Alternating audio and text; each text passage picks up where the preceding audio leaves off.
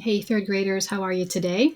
It's time for writing, and we're going to talk about our word choice today. So, adding strong verbs. So, I want to point out on the screen, I want you to think about what is a verb, right? We've talked about that a lot in elementary school, but right here, it shows us that a verb is a word that shows action and it can show a state of being. So, kind of how somebody is. It can also show how somebody feels. So, these red sentences right here are some examples of what verbs are, right? This first sentence says that Kayla bounced down the stairway in excitement. So she bounced, right? You can think she's running or skipping or hopping. She's just pretty excited. So you can picture, right, her coming down the stairs, and that's what she's doing. The next one says Kayla was sleepy.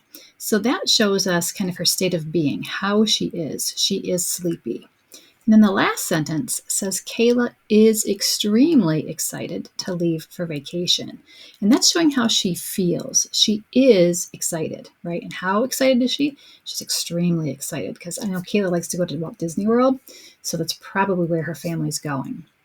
So today's lesson, we're going to look a little bit at how you can add some more interesting verbs to your writing. And I've got a picture of barbells there, right? Because you want some strong verbs. We don't want kind of plain, boring, everyday verbs. We want to punch them up and give them a little bit more excitement, all right? So we're going to look at the next slide, and we're going to listen for some places where an author could use stronger verbs, all right? Oh, you know what? Before I do that, there's this chart. On the left side shows weak verbs, and on the right side, it shows strong verbs. So thinking about weak, words like run, look, said, went, walked, right? Kind of just boring everyday words. But to make them stronger, we could change the word run and we can use the word dart or dash or scurry or raced, right? That gives you a more interesting visual of what's happening in the story. Let's think about the word look. Instead of just saying look, we could use glance, right? Somebody glances at something, or they glare, or they stare, or they survey. That means you're kind of looking everything over and kind of checking it out. Here's that word said. We talked about said is dead, right? Instead of saying said, you could say announced or replied, whispered, uttered. Think about how the person is talking. Don't just tell us that they're talking, but tell us kind of how they're talking. And at the end of this PowerPoint, I've got a couple posters and pictures of charts that have a lot of great words to use instead of said. So I'll show you that in just a minute. Okay, let's look at some sentences. So here's where I want you to pay attention to what could be pretty boring, right? Look at what I've underlined and think, yeah, that just sounds kind of average. Henry, play tag with us, said Henry's good friend Jack. Henry got up and went over to play tag with his friends. Okay, so we know what's happening in the story, right?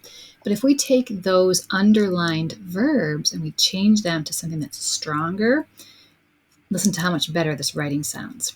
Henry, play tag with us, shouted Henry's good friend Jack. Now maybe he bellows, right? Or he hollers, right? You could use other words besides shouted. Henry jumped up and hustled over to join the game with his friends. So he didn't just get up, he jumped up, right? So you can see his excitement in the actions and what he's doing. And if he's hustling over, right, he's in a hurry. So he's running. He didn't just say went over. Okay, now we know how he went over. He hustled. So he must have been excited to play. Maybe he was not thinking they were going to include him. Maybe he wasn't paying any attention and didn't have anything to do and wasn't looking around, right? So now we know that his friend is shouting at him. He jumps up and he hustles over. So changing those verbs, using a stronger verb and having better word choice makes our writing sound a lot better. So here's what I was saying. Here are some charts that are going to show you, right, different words to use instead of said. So the first one here, I love the tombstones, talks about how did they say it, right? I just mentioned that earlier. If they said it just average normally, right, you could use some of these words like remarked or spoke. If they were saying something like a question, who begged, inquired, those are some good ones. What if they were saying something and they were very worried or anxious on the inside. Ooh, they trembled, or they quaked, or they stuttered or stammered, right? They kind of had a hard time getting it out. What if they were talking and they were kind of sad, right? They could cry, they sobbed, they groaned, they whined. So some really good different words to use than said. Okay, and here's some other ones as well. So these are a little bit more colorful. 250 words here. I didn't count these, but there's a lot on there. So today, part of what you're going to do is go back and change those verbs. You should be getting pretty far in your writing. We've got about 2 more weeks before we finish it up. It's going to be due on May 21. And that way we'll have enough time to grade it and get it on your report card. Would love to give everybody ones, but you got to make sure that you're following these lessons and that you're adding these things into your realistic fiction story. Okay, so today part of what you're going to do is go back into your writing and take out some of those very boring, plain verbs, the weak verbs, and add some strong ones in. All right, the other thing that you're going to do is think about transition words. We've talked about transition words before.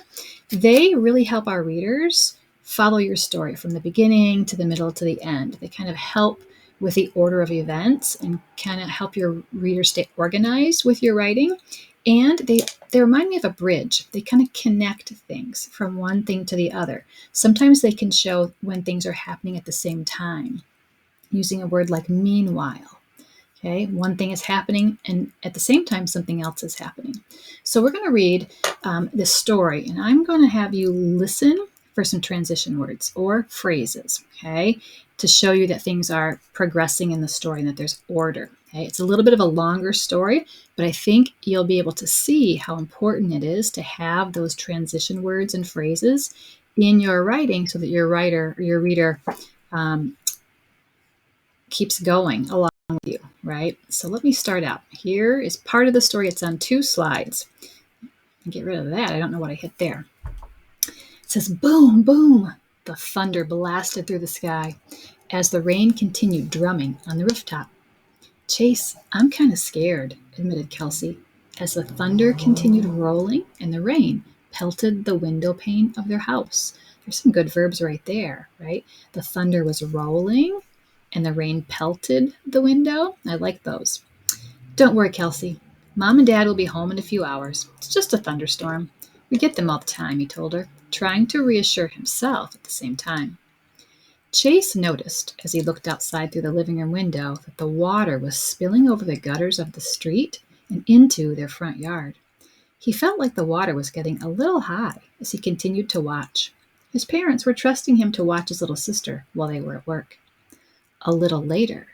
You hear that phrase, a little later? It's kind of showing time is passing.